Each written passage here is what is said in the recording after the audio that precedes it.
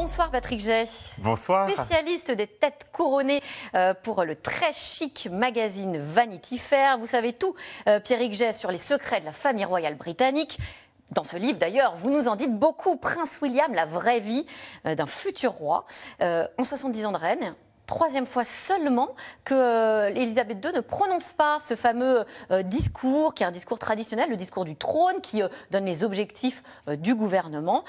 C'est son fils, le prince Charles, qui l'a remplacé hier. Est-ce qu'il faut s'habituer à ne plus voir la reine d'Angleterre ? Voilà, elle avait raté ce discours du trône 2 fois dans les années 60.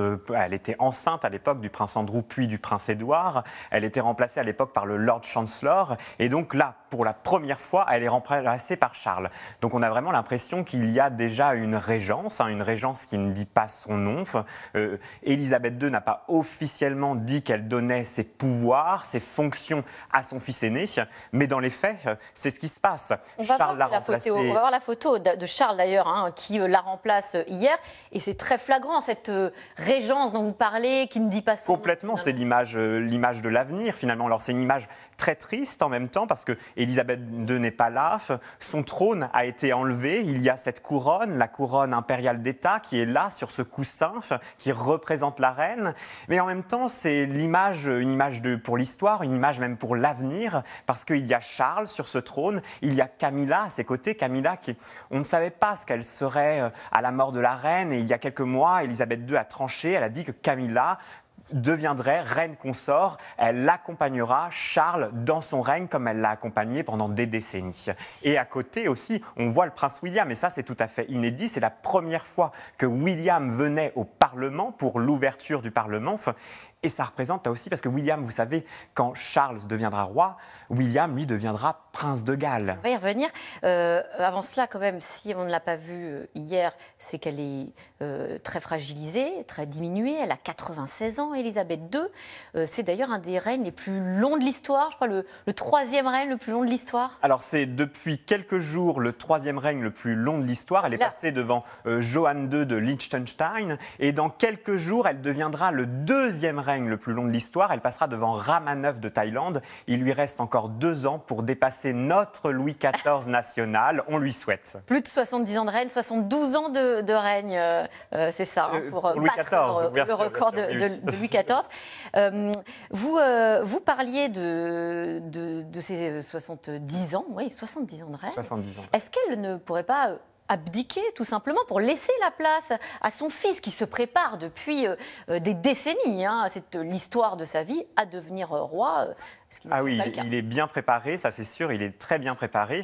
Mais non, on n'abdique pas au Royaume-Uni. Parce qu'il y a des monarchies européennes qui... Voilà, au Luxembourg, en Belgique, aux Pays-Bas ou même en Espagne, on abdique. Alors par exemple au Luxembourg, le grand-duc, qui est en quelque sorte le roi du Luxembourg, c'est la même chose. Quand il ne se sent plus capable de régner, il abdique. C'est ce qui se passe. Au Royaume-Uni, c'est tout à fait différent parce qu'il y a une sorte de droit divin. Élisabeth II est la représentante de Dieu sur terre. Elle ne peut pas vraiment abdiquer. Et puis surtout, elle en a fait le serment dans un discours resté célèbre. Elle avait 21 ans à l'époque. Elle était encore princesse. Elle a dit « Je servirai jusqu'à la fin de mes jours le Royaume-Uni, mais aussi le Commonwealth ». Et Élisabeth II, elle s'y tient. Elle est droite dans ses bottes et elle se tient à ce serment.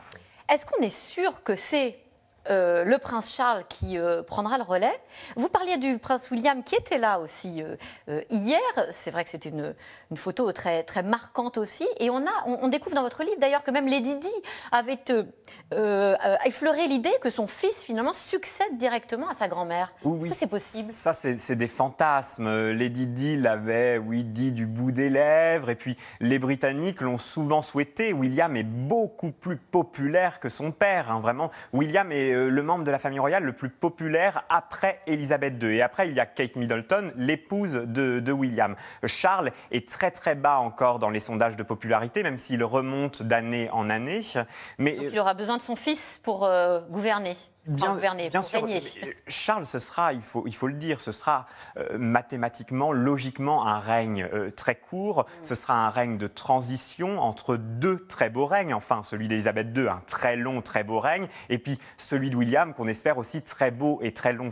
Mais Charles, oui, aura besoin de William. Il aura besoin de William, et déjà aujourd'hui, qui est envoyé partout dans le monde, comme récemment dans les Caraïbes, pour représenter la famille royale, ce n'est pas Charles, c'est William, parce que William, Kate et leurs 3 enfants, c'est finalement la meilleure vitrine pour la monarchie britannique. Un peu comme finalement ce qui se passait au Moyen-Âge, quand les rois régnaient avec leur fils. Alors, c'était les premiers Capétiens, oui, ils régnaient. Alors, le père régnait avec le fils. C'était pas tout à fait le même contexte. C'est qu'on avait peur que le roi pouvait mourir à tout moment, être assassiné à tout moment. Donc, il fallait tout de suite qu'un héritier soit couronné pendant son règne. Là, on n'est pas tout à fait dans le même contexte avec au Royaume-Uni en ce moment. Mais pourquoi pas, on pourrait imaginer un règne de Charles et William main dans la main. Le prince William, il a plus de 40 ans. Il a 40 ans cette année. Il a 40 ans. Il va avoir 40 ans. Il va avoir 40 ans. Comme son père, il a été élevé pour devenir roi. Un destin qui est assez paradoxal et que vous soulignez bien dans votre livre, puisque vous dites que c'est un homme qui aurait préféré devenir policier ou soldat, mais qui n'a pas d'autre choix que de devenir roi. Et en même temps, ce serait un roi idéal, dites-vous. Oui, oui. Quand il était enfant, il disait je veux être policier pour protéger maman. Parce qu'on sait, Diana, elle était traquée par les paparazzis à longueur de journée. Donc il voulait être policier pour protéger sa mère. Et c'est son frère, le prince Harry, qui était encore plus petit que lui, qui disait mais non, ce n'est pas possible. Tu seras roi et puis c'est tout. Mais William, il a adoré la période où il était pilote d'hélicoptère, ambulancier, où il allait sauver des gens qui faisaient des arrêts cardiaques. Il avait sauvé aussi un alpiniste au sommet d'une montagne. Et il a adoré cette période où il travaillait vraiment, où il était vraiment en contact avec les gens, et puis où il menait une vie un peu normale, on va dire, dans une petite bicoque avec Kate Middleton sur une petite île du Pays de Galles. Et il a adoré cette période où finalement il avait une vie un peu plus discrète. Ce qui ne sera plus jamais le cas. Est-ce que ces 2 hommes ont une vision de la monarchie britannique différente et peut-être même une vision plus moderne de la monarchie du XXIe siècle ? Alors, je ne pense pas que Charles modernisera la monarchie. Voilà. Et William encore moins, parce que vous savez... Moins William... Il est beaucoup plus jeune, pourtant. Oui, mais c'est le parfait héritier de sa grand-mère. Et je pense qu'il voudra respecter tout ce que voulait sa grand-mère. Et vous savez, sa grand-mère, elle a voulu que l'institution monarchique soit solide, qu'elle soit aussi solide dans le présent, dans le futur, qu'elle l'a été dans le passé. Et je pense que William aura ce seul but, qu'elle se maintienne solide et qu'on ne la modernise pas tout à fait. Ce n'est pas un révolutionnaire, au contraire, il est même très attaché à des valeurs très conservatrices, bien plus conservatrices que son père.